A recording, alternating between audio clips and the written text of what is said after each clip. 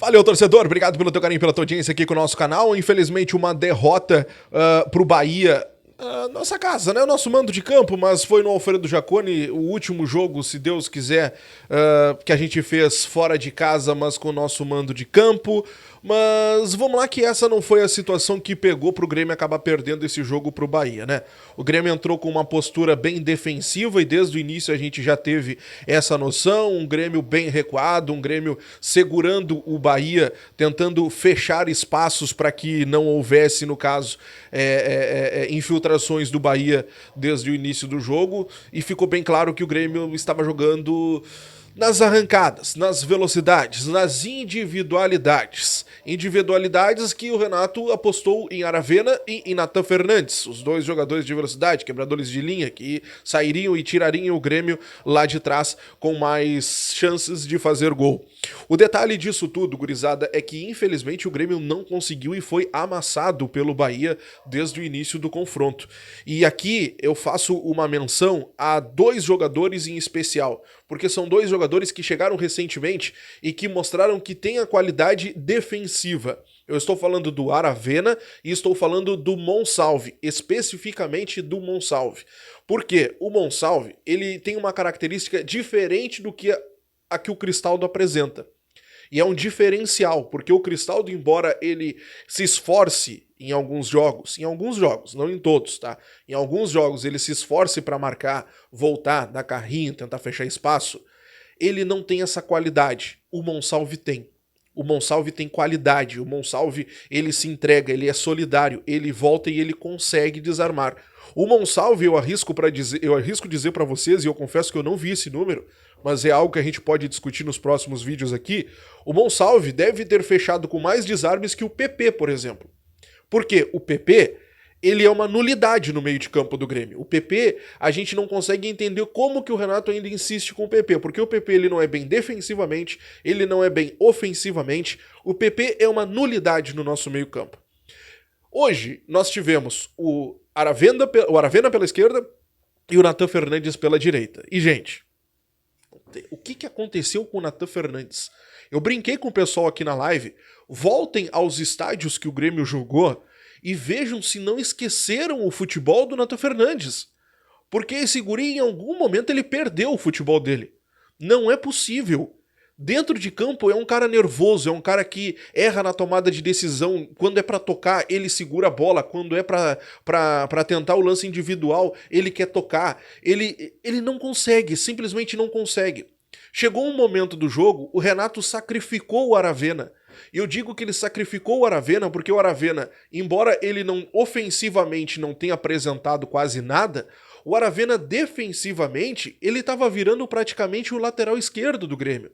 Porque o Grêmio estava tão fechado, tão recuado, que o Zé Guilherme, que também fez boa partida, ele virava praticamente um zagueiro dentro da área. E o Aravena recuava para ser esse lateral esquerdo e que estava conseguindo marcar e fechar os espaços. Só que o Renato, em dado momento, ele vendo que o Natan Fernandes não estava indo bem, o que o Renato faz? Ele inverte o lado dos dois. Ele puxa o Natan Fernandes para a ponta esquerda e puxa o Aravena para o lado direito. Aí que foi um dos erros do Renato.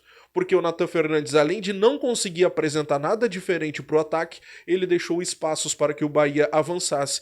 E assim nasce o primeiro gol do Bahia aos 44, com o Everaldo pela direita, cruzando e achando o Tassiano, que de cabeça marcou 1-0. Aqui a gente precisa fazer também uma menção ao Fábio. Uma partida horrorosa do Fábio nesse jogo, tá? Uma partida horrorosa. E não é a primeira partida que o Fábio vem jogando mal, perdão. Ele já vem em sequência que ele não vem entregando legal.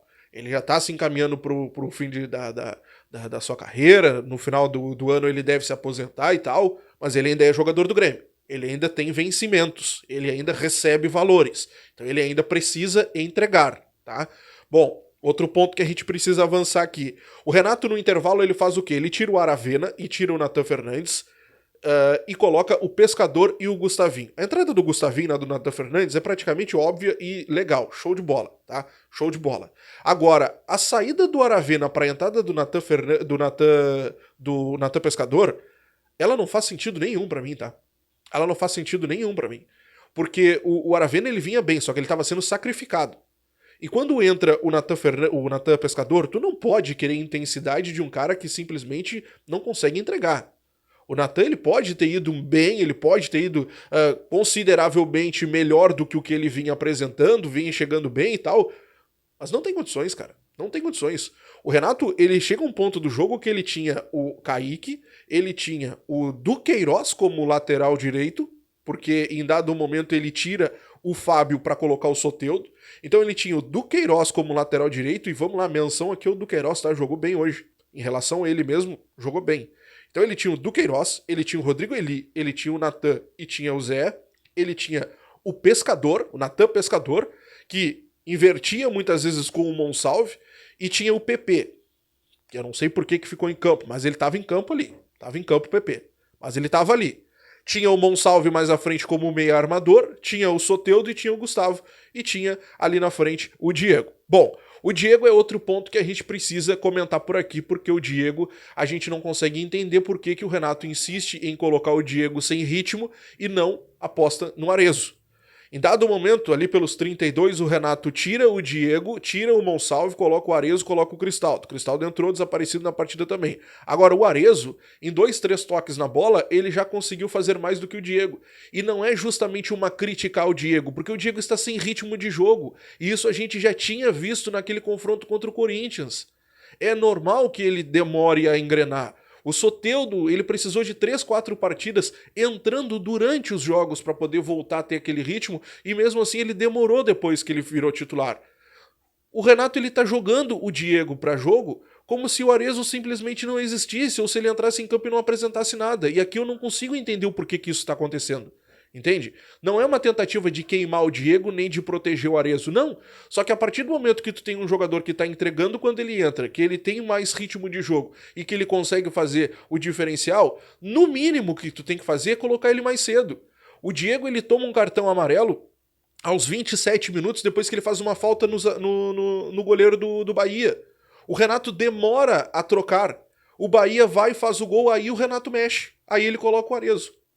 Então, assim, alguns erros não tem nada a ver, por exemplo, com o que o Renato falou na coletiva, de que se eu tivesse colocado o time titular e perdesse pro Fluminense, ou perdesse pro Bahia e pro Fluminense, vocês estariam me crucificando.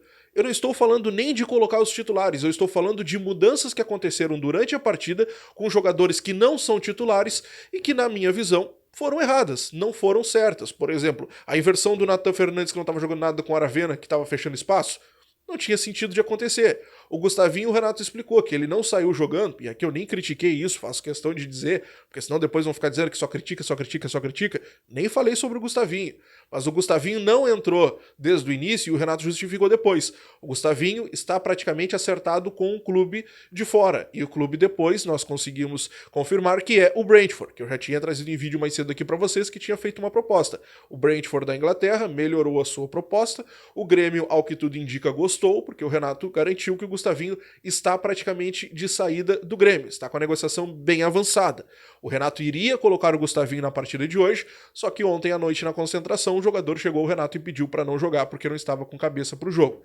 Enfim, Gustavinho de saída, o Grêmio perdeu o seu jogo para o Bahia mais uma vez, aliás, 2 jogos que o Renato perde para o Rogério Ceni. O Renato não conseguiu vencer a equipe do técnico Rogério Ceni. E o detalhe é que na nossa tabela agora, nós ficamos com 24 pontos e estamos na 14ª colocação.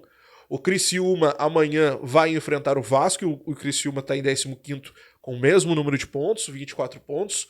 O Vitória tem 21, fica ali em 16º, é o primeiro fora da zona, e vai receber amanhã o Cruzeiro.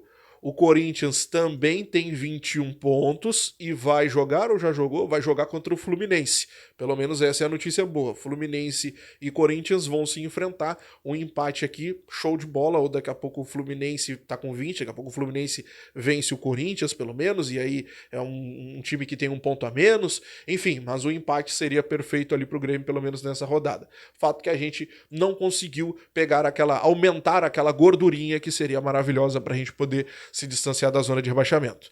Então é isso. Perdemos alguns erros, na minha opinião, do próprio treinador na hora de modificar. Claro que tem a falta de entrosamento, até porque não é um time que atua juntos. O PP é aquele problema de sempre, o Duqueiroz foi melhor em relação a ele mesmo, o Diego falta de ritmo, enfim, algumas questões que precisam ser colocadas e que precisam ser resolvidas, para ser melhor dizendo. Próximo confronto, então, na próxima terça-feira contra o Fluminense lá no Rio de Janeiro, jogo que vale a nossa classificação para as quartas de finais da Copa Libertadores da América. Valeu? Te inscreve, deixa o like, ativa o sininho de notificações, quero saber o que tu achou da partida, comenta aqui embaixo. E aí, essa venda do Gustavinho, hein? Tá te agradando? Ou tu acha que vai fazer muita falta e o Grêmio tá perdendo um grande jogador no elenco? Comenta aqui embaixo. Grande abraço e até a próxima. Tchau.